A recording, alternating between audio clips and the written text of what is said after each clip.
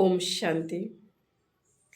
5/12/2022 प्रातः मुरली। ओम शांति। बाप दादा मुद्दन।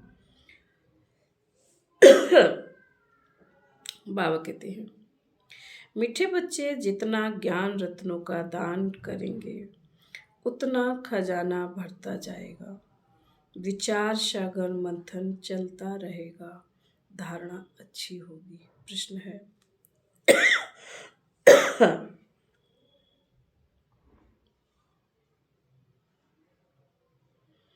प्रश्न है, जिन आत्माओं के भाग्य में बेहद का सुख नहीं है उनकी निशानी क्या होगी? बाबा का उत्तर है, वह ज्ञान को सुनेंगे लेकिन जैसे उल्टा घड़ा। बुद्धि में कुछ भी बैठेगा नहीं। अच्छा करेंगे, महिमा करेंगे, कहेंगे हाँ सबको यह सुनाना चाहिए, मार्ग बहुत अच्छा है, परंतु खुद उस पर नहीं चलेंगे। बाबा कहते हैं, यह भी तकदीर। तुम बच्चों का फर्ज है सर्विस करना। हजारों को सुनाते रहो, प्रजा तो बनती है। माँ बाप मिशर बेहद के बाप से वर्षा लेने का पुरुषार्थ करो। नॉलेज को धारण कर आप समान बनाते रहो। गीत है, तकदीर जगा कर आई हूँ। ओम शांति। तकदीर सदैव दो प्रकार की होती है, एक अच्छी दूसरी बुरी, एक सुख की दूसरी दुख की। भारत के सुख की तकदीर भी है तो दुख की तकदीर भी है। भारत ही सुख धाम था, भारत ही दुख धाम है। मकान नया है तो अच्छी तकदीर है, पुराना है तो बुरी तकदीर है। भारत ही पहले नया था, अब फिर पुराना हुआ है। इन बातों को भी तुम बच्चे ही समझ सकते हो। दुनिया नहीं जानती।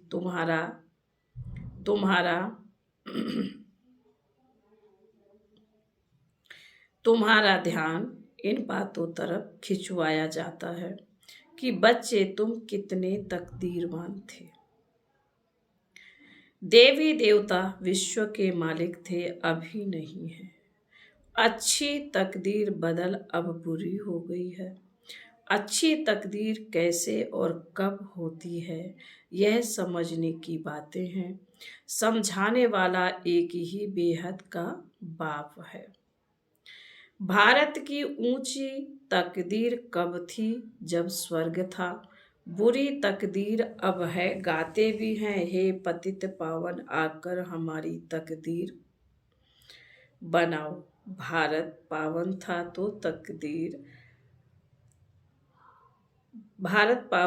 तो जबरदस्त तकदीर थी।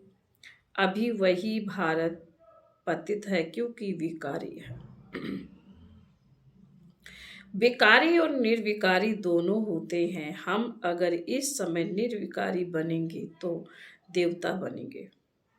अब बाप को बुलाते रहते हैं, कुंभ के मेले पर भी जरूर गाते होंगे, पतित पावन सीताराम। पतित पावनी नदी तो है नहीं। मनुष्यों की जब तकदीर बुरी होती है तो कितने पत्थर बुद्धि हो जाते हैं। दुख और सुख का यह खेल है। दुख कौन देते हैं, सुख कौन देते हैं?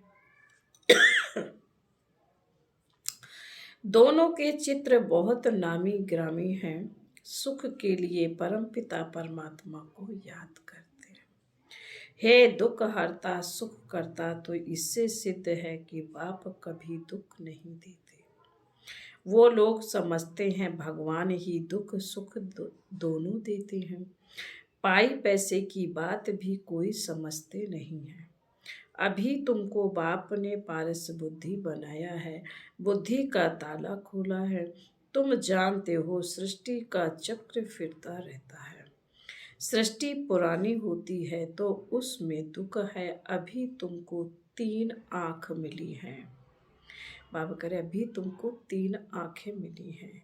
तुम सबको समझा सकते हो, जबकि गाते हो पतित पावन आओ, फिर नदी पर क्यों आकर बैठे हो? यह यज्ञ तप आदि करना, बेहद वेद शास्त्र आदि पढ़ना सब भक्ति मार्ग है। बाप कहते हैं मैं इनसे नहीं मिलता हूँ। जब तुम्हारी भक्ति पूरी होती है तब मैं आकर सद्गति देता हूँ। योग का भी ज्ञान चाहिए। पावन बनने के लिए भी ज्ञान चाहिए। शास्त्र पढ़ने से तो पावन बनने की कोई बात नहीं। विवेक कहता है भारत जब पावन था, संपूर्ण निर्विकारी था, तब धनवान भी बहुत थे। ऐसा धनवान और पवित्र किसने बनाया? क्या गंगा स्नान करने से बने या शास्त्रों को पढ़ने से बने? यह तो तुम करते ही आए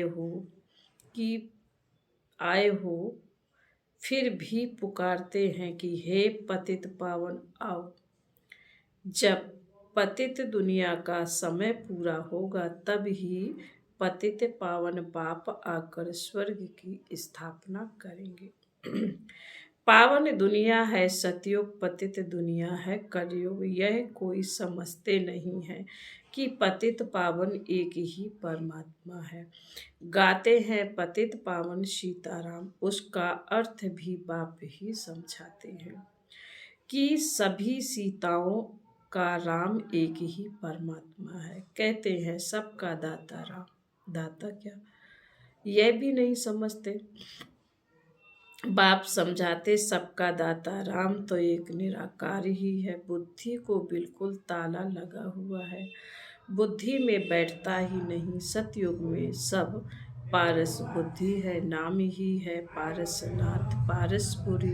तुम बच्चे भी इस समय पारसनाथ बनते हो। आत्मा गोल्डन एज बनती है, अभी आयरन एज बुद्धि है। गोल्डन एज बुद्धि सुख उठाते हैं, आयरन एज बुद्धि दुख उठाते हैं। मनुष्य विष के पीछे हैरान होते हैं, पवित्र बनने में देखो कितना हंगामा करते हैं। गाया हुआ भी है कंस जरा सिंधी, दुशासन पूतना सूर्पनखा।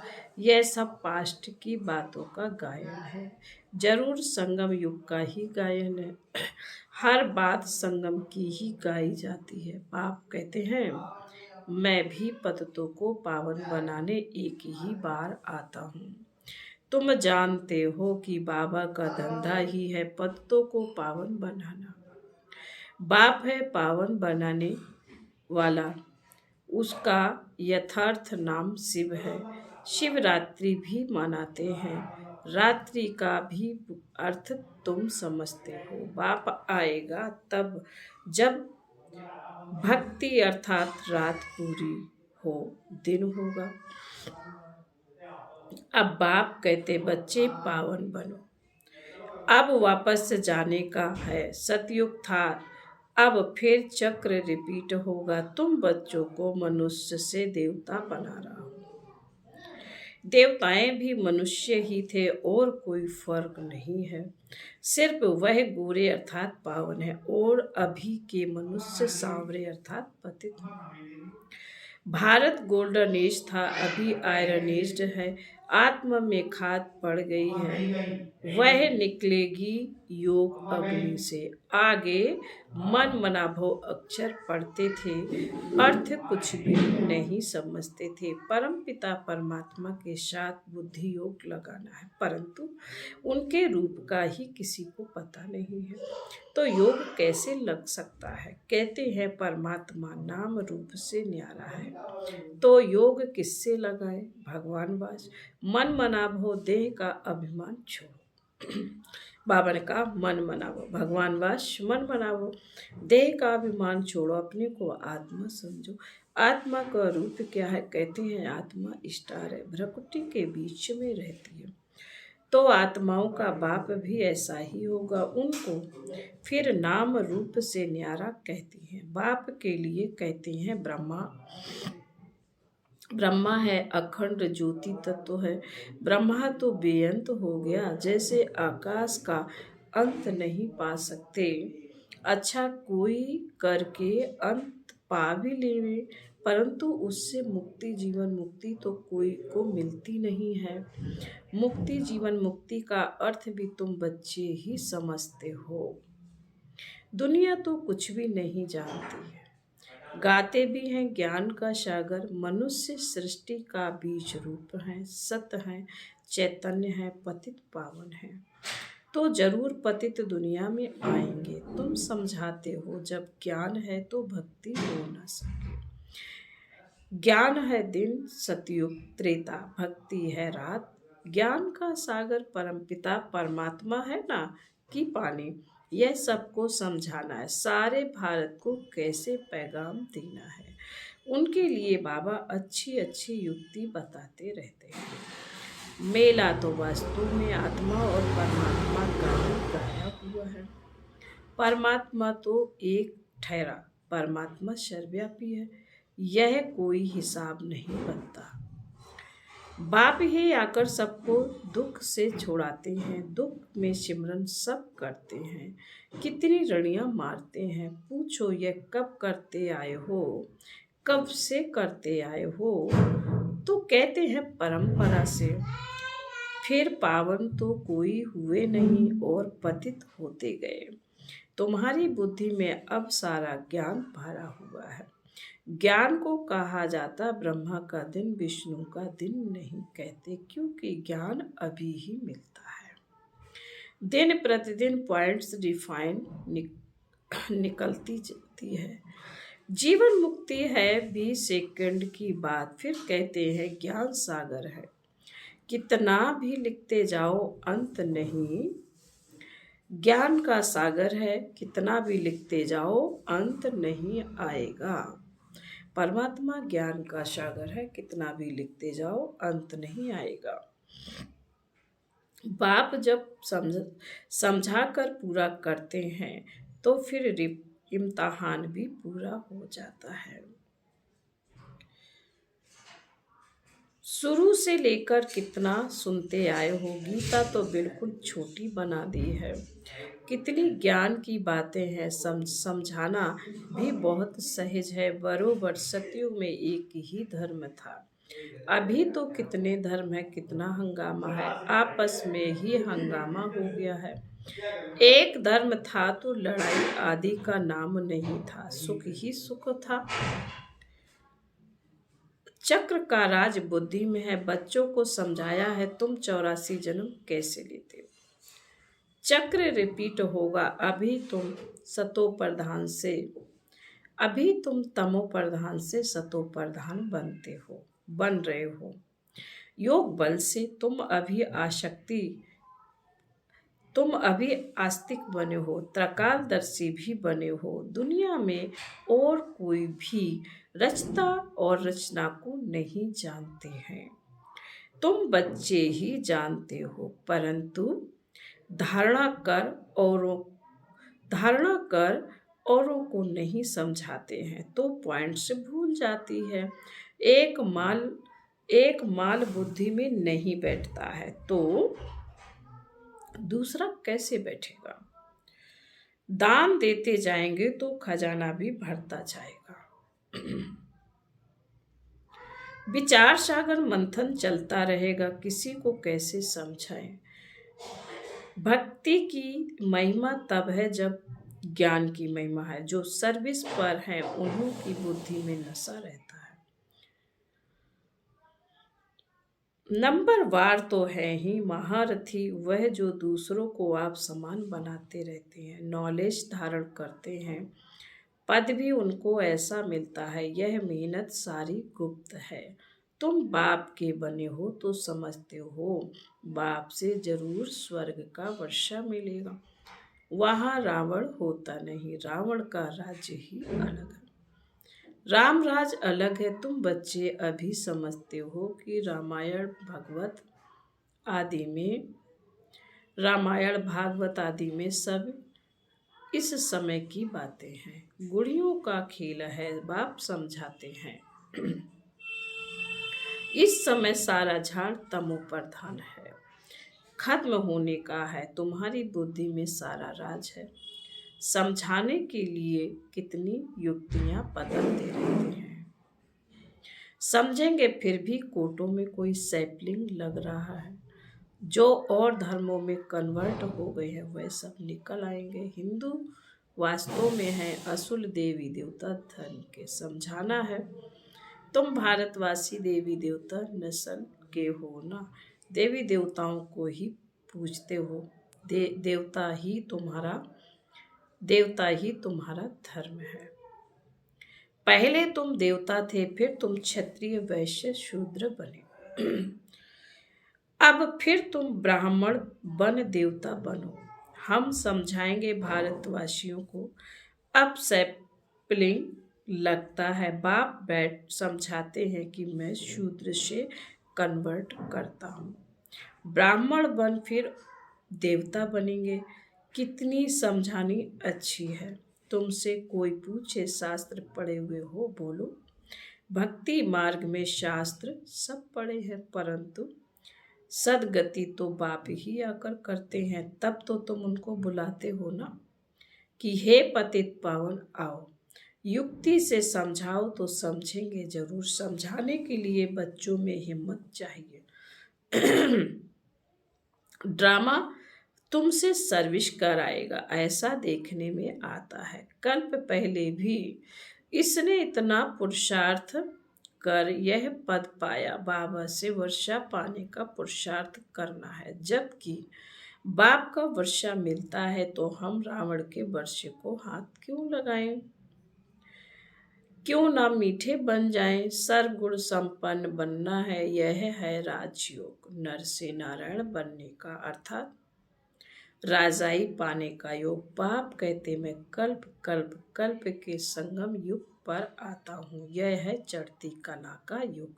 बाकी सब हैं उतरती कला के युग। उतरती कला और चढ़ती कला होती है, चढ़ती कला होती है। यह चक्र बुद्धि में रहना चाहिए। बाप बैठ आत्माओं बच्चों से बात करते हैं कि मुझे याद करो। यह अंतिम जन्म पतित नहीं बनो तो मैं तुमको विश्व का मालिक बनाऊंगा। क्या तुम मेरी नहीं मानेंगे? फिर तो बेहद का सुख भी तुम पा नहीं सकेंगे। तुम यह जन्म तो पवित्र बनो, मैं गारंटी करता हूं तुमको विश्व का मालिक बनाऊंगा। बाप की भी नहीं मानेंगे क्या? जो फूल बनने वाला होगा उनको झट तीर लगेगा। भाग्य में नहीं होगा तो सुनेंगे जैसे उल्टा खड़ा। प्रदर्शनी में तुम कितनों को समझाते हो, अच्छा अच्छा करते हो। कहेंगे मार्ग बहुत सहज है, परंतु खुद कुछ भी नहीं करेंगे नहीं। सिर्फ महिमा की औरों को कहा अच्छा है, परंतु खुद चलना नहीं है। इससे क्या हुआ? कहेंगे तकदीर में नहीं है। ऐसे ऐसे प्रजा में आ जाएंगे, परंतु बच्चों में सर्विस का शौक होना चाहिए। हजारों को सुनाना पड़े। बेहद के बाप से वर्षा लेने के लिए माँ बाप मिशन पुरुषार्थ करना चाहिए। फिर बाबा कहते अच्छा, मीठे मीठे शिकील दे बच्चों प्रति माता पिता बाप दादा का याद प्यार और गुड मॉर्निंग। रूहानी बाप की रूहानी बच्चों को नमस्ते। हम रूहानी बच्चों को रूहानी माता पिता बाप दादा को याद प्यार गुड मॉर्निंग और नमस्ते। ओम शांति। धारणा के लिए मुख्तार बाबा ने कहा है पहली पॉइंट में, बाप से पूरा वर्षा लेने के लिए अति मीठा सर्वगुण संपन्न बनना है। रावण के वर्षे को हाथ नहीं लगाना है। नंबर 2,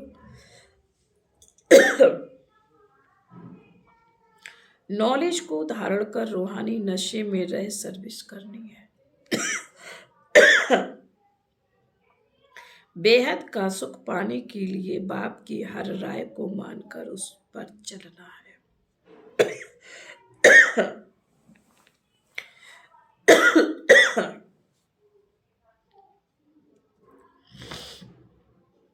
आज का वरदान है, अटेंशन की विधि द्वारा माया की छाया से स्वयं को सेफ रखने वाले हलचल में अचल भव।